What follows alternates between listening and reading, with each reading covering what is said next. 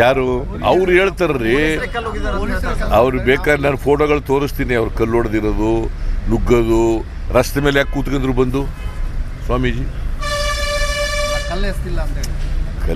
ಕಲ್ಲು ಎಸ್ದಿದ್ದಾರ್ರಿ. 20 ಜನ ಪೊಲೀಸ್ನವ್ರಿಗೆ ಹೆಂಗೆ ಇಟ್ಬಿಡ್ತೋಗಿರಲಿಲ್ಲ ಅಂತಂದರೆ 20 ಜನಕ್ಕೂ ಹೆಚ್ಚು ಪೊಲೀಸ್ನವ್ರಿಗೆ ಕಲ್ಲಿ ಅವ್ರಿಗೆ ಏಟು ಬಿದ್ದು ಗಾಯ ಆಗಿದೆಯಲ್ಲ, ಹೆಂಗಾಯ್ತು? ಏನು ಪೊಲೀಸ್ನವ್ರು ಎಸ್ಕೊಂಡ್ರ ಕಲ್ಲ? ನೋಡಪ್ಪ, ಅವ್ರು ಹೇಳೋದು ನಂಬ್ತೀಯ, ನಾವು ಹೇಳೋದು ನಂಬ್ತೀಯ? ಅವ್ರು ಹೇಳೋದು ಏನು ಹೇಳ್ತೀಯ? ನಾನು ಹೇಳೋದು ಬರೀ ನಾನು ಹೇಳೋದಕ್ಕೆ ಎವಿಡೆನ್ಸ್ ಇದೆ, ಅವ್ರು ಹೇಳೋದಕ್ಕೆ ಏನೂ ಎವಿಡೆನ್ಸ್ ಇಲ್ಲ. ಮುಂದೆ ಏನಿಲ್ಲ ನೋಡಪ್ಪ. ಅವರು ಮುಂದೆ ಏನು ಮಾಡಬೇಕು ಅಂತಂದರೆ they have to go to the permanent backward class commission ಮುಂದೆ ಹೋಗ್ಬೇಕು.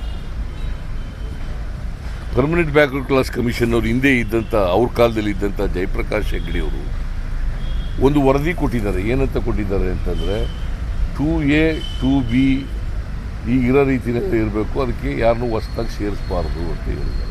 ಮತ್ತು 2Bನಲ್ಲಿ 4% ಇರ್ತಕ್ಕಂಥದ್ದನ್ನು ಮುಂದುವರಿಸಬೇಕು, ಅದನ್ನು ರದ್ದು ಮಾಡಬಾರ್ದು ಅಂತ ಹೇಳಿದ್ದಾರೆ. ಯಾರ ಕಾಲದಲ್ಲಿ ಹೇಳಿರೋದು? BJP ಅವ್ರ ಕಾಲದಲ್ಲಿ ಇದ್ದಂಥ ಜಯಪ್ರಕಾಶ್ ಹೆಗ್ಡೆಯವರು, ಪರ್ಮನೆಂಟ್ ಬ್ಯಾಕ್ವರ್ಡ್ ಕ್ಲಾಸ್ ಕಮಿಷನ್ನ ಅಧ್ಯಕ್ಷರು ಹೇಳಿರ್ತಕ್ಕಂಥದ್ದು. ನಾವು ಕಾನೂನು ಪ್ರಕಾರ ಹೋಗ್ಬೇಕಲ್ವ ಸರ್ಕಾರ ಅಂತಂದರೆ ಏನು?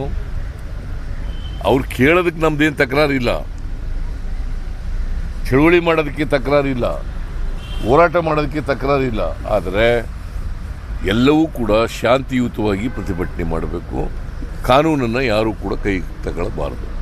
ಕಾನೂನು ಕೈಗೆ ತಗೊಂಡು ಸಾರ್ವಜನಿಕರಿಗೆ ತೊಂದರೆ ಆದರೆ ಸರ್ಕಾರ ಕಣ್ಣು ಮುಚ್ಕೊಂಡು ಕೂತ್ಕೊಳ್ಳೋಕ್ಕಾಗಲ್ಲ.